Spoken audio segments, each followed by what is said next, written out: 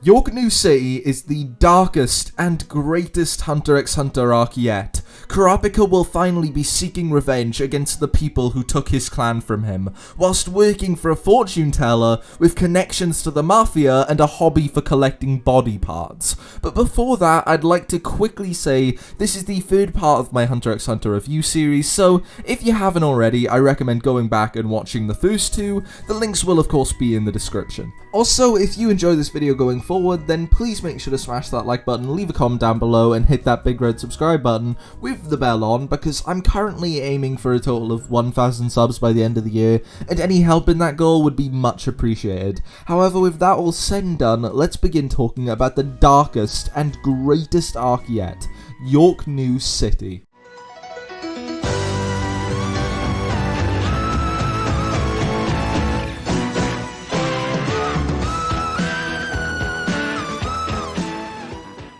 Yorknew City technically begins with Gon and Killua taking a trip to Whale Island, but my dumbass accidentally talked about that in the last video, so I won't be doing that again. Instead, let's talk about Kurapika, who during the events of Heaven's Arena was training in the art of Nen, in preparation for his big battle against the Phantom Troop. But if Kurapika really wishes to bring down the Phantom Troop, then he'll need more than Nen. He'll also need a way of getting to the Mafia auction. But thankfully for him, Light Nostrad of the Nostrad family is currently hiring Nen users to act as bodyguards for his daughter Neon Nostrad, a fortune teller that's allowed the Nostrad family to gain a rather high status amongst the Mafia, and of course Kurapika is hired alongside 3 others named Melody, Basho, and Bass. But I'll talk more about them in a bit, because I'd like to focus on Neon, a character that I absolutely despise. She's a well-written character and all, but I just hate her. Throughout the entirety of this arc, she proves herself to be absolutely awful, time and time again. She shows zero compassion towards any of her bodyguards. It's only after her attendant breaks down in front of her, crying over her boyfriend literally being beheaded, does she actually show some form of empathy. So I'm officially giving Neon Nostrad the most annoying Hunter x Hunter character award. However, she's not the only one I need to mention. We're also introduced to the Phantom Troop, who I've been talking about from the beginning of the series, yet this is the first time we actually see them, and in this arc they'll be aiming to steal every piece of merchandise from the Mafia auction, which means everyone is converging in the same place. Kurapika will be working as a bodyguard for Neon Nostrad, and the Phantom Troop will be acting out their greatest heist yet. But what are Gon and Killua up to? Well, Gon and Killua are currently trying to make some money so they can purchase a copy of Greed Island, and whilst doing this, they are reunited with Leorio. Now, Leorio comes up with an idea for Gon and Killua to make money via arm wrestling, which eventually leads them to bounty hunting, but how could arm wrestling have turned into that? Well, that's where the Phantom Troop comes in. So basically, the same day Gon and Killua start their arm wrestling business, the Mafia was also starting the auction, and for safety reasons, Neon wasn't allowed to attend. So instead, they sent Bass alongside 2 other bodyguards to purchase the items Neon requested. However, things take a turn for the worst. When the auctioneer walks on stage, we're met with 2 members of the Phantom Troop, Franklin and Phaeton, and these 2 don't waste any time. Almost instantly, Franklin activates his Nen ability, Double Machine Gun, to blast the crowd. I started blasting. Bang! Bass is able to escape, but not for long. Shizuku, another member of the Phantom Troop, is waiting just outside the auction hall with her Nen Hoover named Blinky, which she uses to crush Bass's skull. But even though the Phantom Troop have killed everyone, there's no merchandise for them to steal. It was already taken by a member of the Shadow Beasts, a group working for the Mafia. But even if they haven't stolen anything, they've still massacred tons of Mafia members, making the Phantom Troop enemies of the Mafia. So the Mafia chase after some of the Phantom Troop, however it only takes 1 member named Uvogin to fight them off. Each and every member of the Phantom Troop are Nen Masters, so there's no way a couple of thugs are going to be able to handle them, but even so, Uvogin fighting them off is really fun to watch. In the last arc, we're introduced to nen and how nen types are connected to someone's personality, so Uvogin being an enhancer makes complete sense due to his simple-minded nature. But most of all, I enjoyed the similarities between him and Gon. Uvogin and Gon are complete opposites, yet they fight in a really strange way that makes them feel very similar. It's why Nobunaga, another member of the Phantom Troop, takes such an interest in Gon later on. But back to the fight itself, which gets a little bit more serious when some of the Shadow Beasts show up, and cause trouble for Uvogin. Well, a little trouble. For a second it does look like they've got him cornered until Uvogin does some crazy ass shit.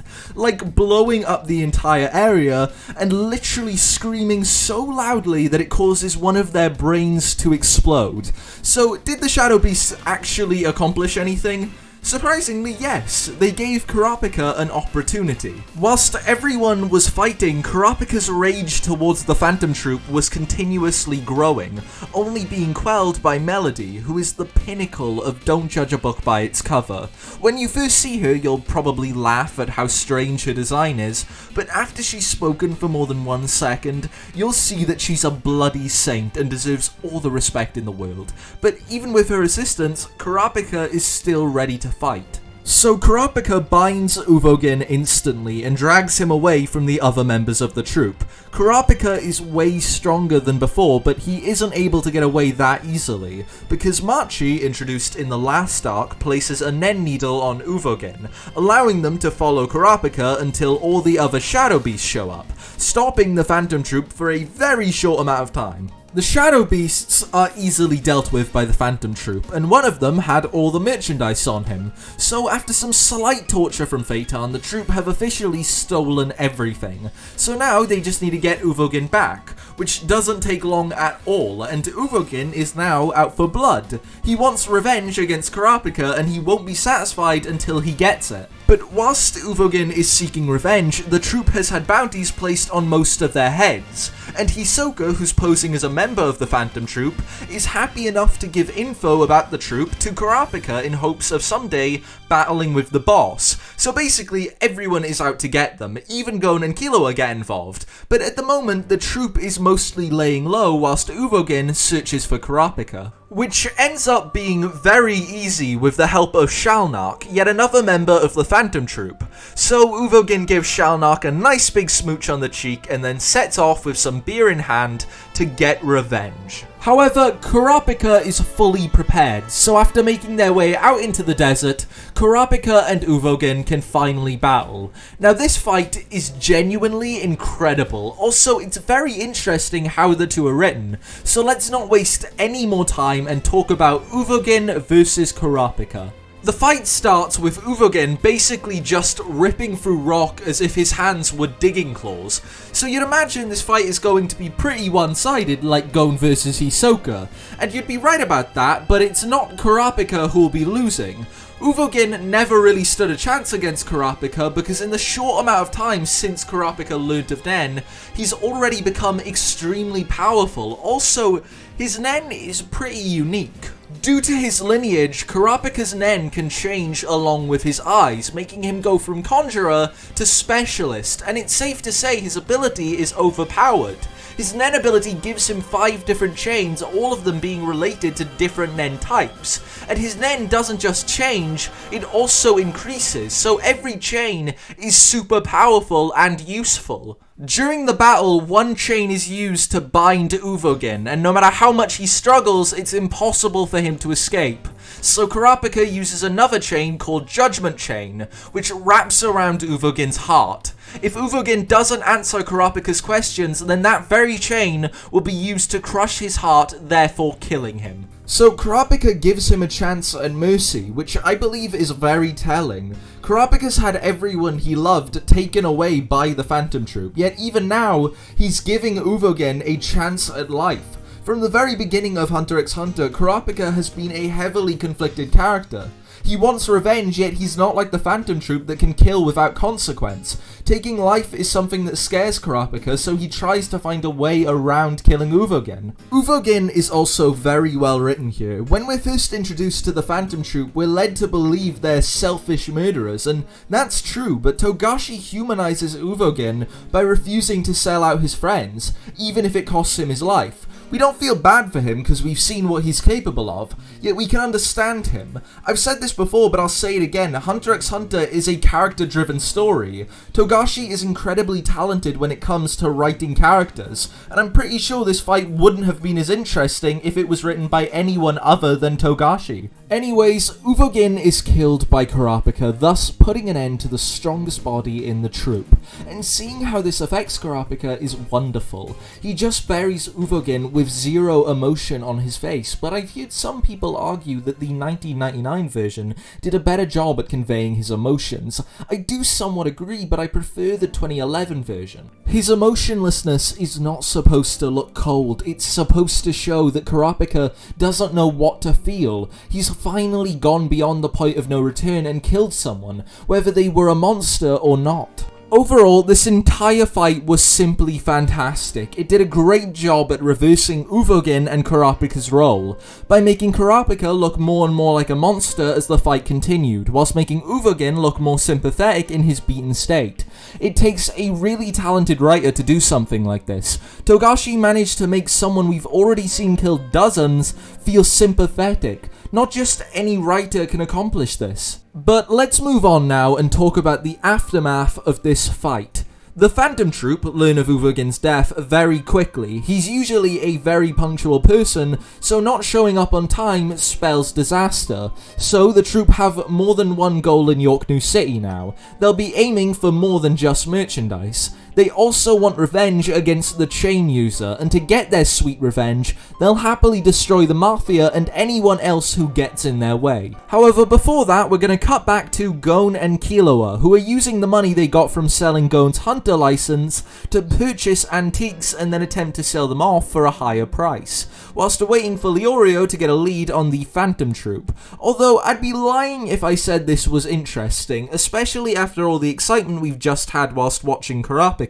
But we are introduced to a new character whilst they're making money named Zepile that I don't really have anything interesting to say about.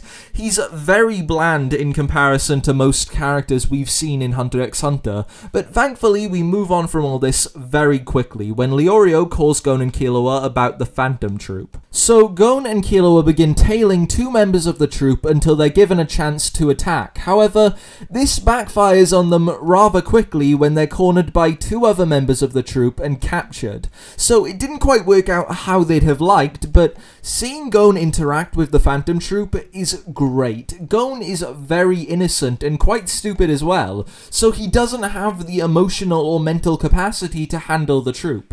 Gon is completely flabbergasted when talking to them. He can't comprehend that these people can just take life as if it were nothing, putting both him and Killua in danger as a result. The only reason they don't get tortured by Phaeton is Nobunaga, who is currently in mourning for his friend Uvogin, and seeing so much of Uvogin in Gon, Nobunaga tries to recruit Gon and Killua into the Phantom Troop. Again, I really enjoy how the Phantom Troop is portrayed, especially Nobunaga.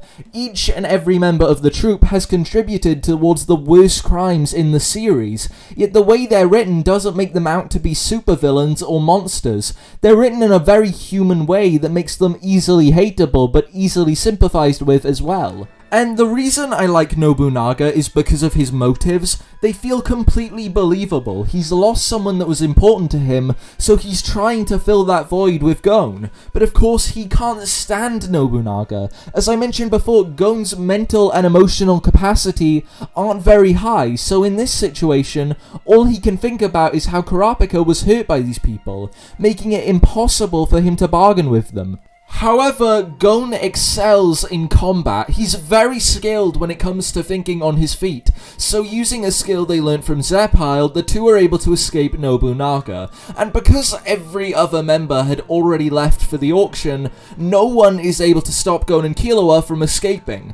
But that's enough about those two for now. Let's instead focus on Kurapika, who'll be helping take down the Phantom Troop due to his victory against Uvogin. He'll be hunting them alongside a group of assassins, but the most notable ones there are Killua's father and grandfather, so the Mafia are no longer sparing any expense to ensure that the Phantom Troop are dealt with.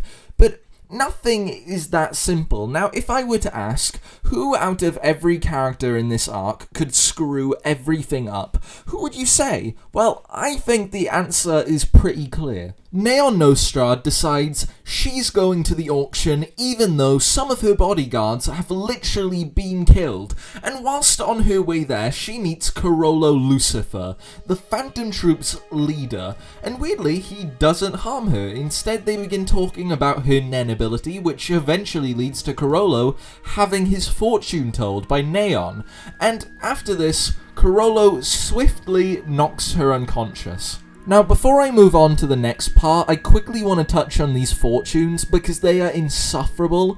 The series spends way too much time having characters just reading their fortunes, and in one episode I swear Chrollo read his like 3 separate times. It's not that big of an issue, I just wanted to address it now before we get onto my favourite part of Yorknew City. So basically, an assassin finds Chrollo where the auction is taking place. However, it's pretty obvious this assassin won't be victorious, so before the fight begins we cut away to Phaeton and Thinks, who are currently in the process of breaking some necks until Chrollo messages them with a command. Make it a big show. After making this command, Lacrimosa by Mozart begins to play, whilst we see the Phantom Troop massacring anyone that crosses their path in the most spectacular ways imaginable, and before cutting back to Chrollo's fight we can hear him reading out his fortune as Yorknew City crumbles below. And once we cut back to Chrollo, we notice the assassin who came for his life is now in pieces, yet still not dead due to the ability of the indoor fish, a Nen fish that can only exist indoors and that feasts on human flesh. However, once Chrollo lowers the window ahead of him, both of the indoor fish disappear and the assassin meets his demise, just before Chrollo lifts both his arms and begins moving them as if conducting the chaos created by the troop. Now, as you already know, I love this part, but I want to dive a little deeper because it's such a fantastic scene, and probably one of my favourite moments in the entirety of Hunter x Hunter. So let's talk a little bit more about it, starting with the use of Lacrimosa. I don't think I've ever watched an anime that's used this song before, or any Mozart in general, but it works so well. Lacrimosa is a beautiful yet haunting melody that really complements the chaos and destruction of this scene. And whilst Chrollo is conducting the scene, we also hear him say, "We dedicate this requiem to you." Which makes this feel like somewhat of a funeral for their lost comrade before they seek revenge against the chain user. Also, showing Chrollo's fight off-screen was a really nice touch. Series will commonly make this choice because showing the result of the fight can sometimes be more effective than actually showing the fight itself. And the indoor fish not allowing their prey to die until after they disappear is really gruesome yet really cool at the same time. Now, after this scene, Chrollo begins making his way through the building. However, Kurapika won't be able to fight him. Light Nostrad personally requested that Kurapika stays by his daughter's side until the ambulance shows up. Without Kurapika, the only people capable of fighting Chrollo are Killua's family, and this fight just continues to prove how good this arc is. The battle starts with us being introduced to Chrollo's ability. The book we've seen him carrying since his first appearance was actually full of Nen abilities that he's stolen from other people. Honestly, I can't think of a more fitting ability for him to have, and during the fight we also see Chrollo wielding a Ben's knife. We're introduced to these knives when Gon and Killua are trying to make money. Killua happens to spot one and explains they were made by a serial killer named Benny Delon. In total, Benny Delon made 288 knives, one for each of his victims. This is something Killua knows due to his relationship with the underworld, so when Chrollo stabs Silva, he's easily able to assess whether or not the knife is imbued with poison by simply looking at the style of the blade. And believe it or not, the fight just gets better and better. After Silva strikes both Chrollo and Zeno with one massive attack, he receives a call from Ilumi, who was hired by Chrollo to kill the Mafia's leaders, the 10 Don, which means Silva and Zeno no longer have any reason to kill Chrollo. I absolutely love this turn of events. Many series will have this sort of situation, but they'll avoid killing the villain or whatever due to some really stupid reason, like, I could kill you now, but it wouldn't be worth it. Hunter x Hunter has done something very similar in the past, but in this situation they had Chrollo place the Zoldyck family against each other, and it made the story much more interesting as a result. However, there's no longer anyone left that's capable of killing Chrollo, so the Phantom Troops stage their own deaths by using the ability of Kurapika, another troop member whose ability allows him to create doubles of anything he's touching. So, Kurapika creates fake corpses for almost every member of the Phantom Troop, and then litters them around the auction building. They also use his ability to make copies of everything being auctioned, which allows them to steal the real merchandise. The Phantom Troop have successfully pulled off yet another heist, and Kurapika is currently drowning in an indescribable emptiness. After finding the bodies, you'd think he would be happy, but he isn't. His only purpose in life was to ensure the Phantom Troop were annihilated, yet here they are lying in pools of their own blood. But it wasn't Kurapika who made that happen. After everything, he wasn't able to accomplish his goal, and if that wasn't bad enough, he also has to bid on his own clan's eyes for that annoying bitch Neon. Also, I quickly want to talk about the Mafia during this scene because their actions are very disturbing. Whilst around the Phantom Troop's fake corpses, they talk about how they're going to hunt down everyone with any relationship to the members and kill them, so the Mafia aren't any better than the troop. It's just scum fighting more scum. Anyways, Kurapika gets some well-deserved time off after everything that's just happened, so he can finally meet with Gon, Killua, and Leorio. Seeing them all together is just wonderful, and seeing Kurapika smiling is adorable, but it's not long until the happy times are brought to an end by Hisoka letting Kurapika know the bodies were fake. So Kurapika must hunt down the troop again. However, Chrollo has Neon's ability now, so he's able to predict the future of every Phantom Troop member. And knowing most of them are going to die if they don't leave Yorknew City, they become very cautious. In the end, Chrollo leaves alongside Machi and Shizuku, whilst Nobunaga, Kurapika, and Pakunoda chase after another bodyguard of the Nostrad family named Squala. They specifically sent Pakunoda because of her ability. Using her Nen ability, she can see into the memories of other people. We're actually shown this in effect when the troop catch Gon and Killua, but this time she's not being so gentle. When she doesn't get any information, Nobunaga slices Squala's head off.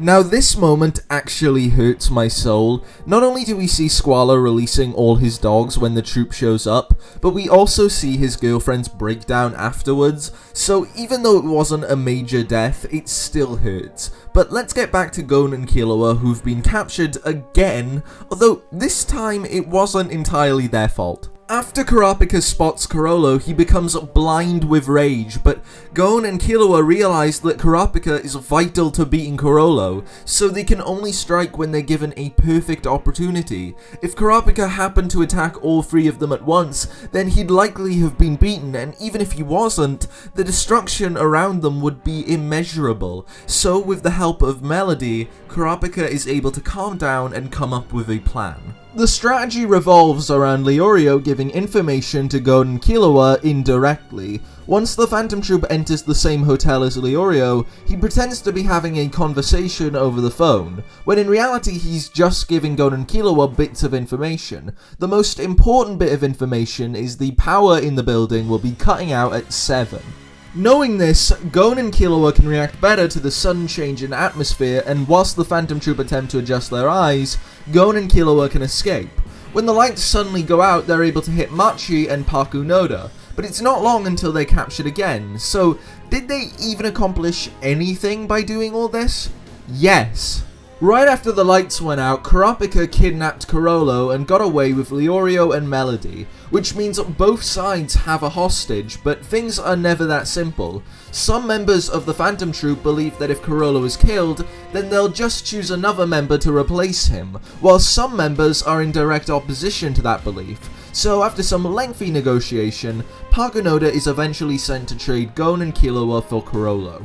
However, Hisoka still hasn't been able to fight the boss, so he takes advantage of the situation and teams up with Ilumi, which allows him to reach Chrollo without any other member knowing. So after making the trade, it's time for Hisoka versus Chrollo. At least, it would be, if Kurapika didn't curse Chrollo. Before the trade was finished, Kurapika cursed Chrollo, making it impossible for him to ever use Nen again, and Hisoka loses interest very quickly after learning this. So Chrollo sets off to try and reclaim his Nen. Whilst Pakunoda and Hisoka head back to Yorknew City, however, only Pakunoda returns to the troops' hideout, and due to another curse from Kurapika, she's unable to tell them what happened at the trade. So instead of telling them anything, Pakunoda uses another Nen ability to pass on all of her memories to the original members of the Phantom Troop, thus killing her in the process, but allowing her to let them know everything, and there's one memory of hers that was simply beautiful. Whilst escorting Gon and Killua to the trade, she asks why they don't just overpower her and run away. With her current injuries, they should be more than capable of doing so, and it would allow them to kill Chrollo, yet they don't, simply put by Gon. Well, we're his friends, and we all care about him, and we don't want him to turn into a murderer. From the very beginning, Gon hasn't exactly been the smartest character, but he's smart enough to understand that Kurapika is suffering, so Gon and Killua will do anything to soothe that pain. But that's just about the end of Yorknew City, my favourite arc yet. However, I've still got a few things I'd like to touch on. Firstly, I'd like to talk about the darker theming of this arc. The past 3 arcs have been considerably lighter, so the sudden change might feel a little strange for some people, but I don't feel that way. I believe Togashi always intended to tell a darker story. Yorknew City is just the story's turning point. Hunter x Hunter continues rising in severity with every arc after this point. Even Greed Island is quite intense despite it being one of the lighter arcs, and I really like how dark the story gets due to Gon. He's very innocent, so seeing him try to cope with the increasingly bad situations that occur throughout the series is very interesting, though I'll talk more about this later on in the series, as now I'd like to talk about Kurapika. I've already talked about him in the first episode, but since then, Kurapika has been greatly expanded on, so I'd like to focus on how this series handles Kurapika's internal struggle. During Yorknew City, we're made fully aware that Kurapika is suffering. From the very beginning of Hunter x Hunter, we've known that Kurapika is heavily conflicted. He isn't an edgelord that enjoys murder, if anything, he's too kind. He tries granting mercy to those who don't deserve it, but despite all that, he still wants to bring down the Phantom Troop. Overall, this arc was just fantastic. It improved on many characters such as Kurapika, introduced a brilliant group of villains that felt really humanized, and it seamlessly transitioned onwards into the next arc. This arc was just great in every way, and the first 2 don't even compare, but that's just about all I have to say for Yorknew City. Which means we've reached the end of this episode. Now, before I go, I'd like to say that I'm going to be taking a short break from this series, but I'll be continuing the Hunter x Hunter reviews in around 1 month. But until then, I hope you've all enjoyed, and remember to like, comment, and subscribe with the bell on, because it would really help me out. But that's all from me, so goodbye to you lovely, lovely people.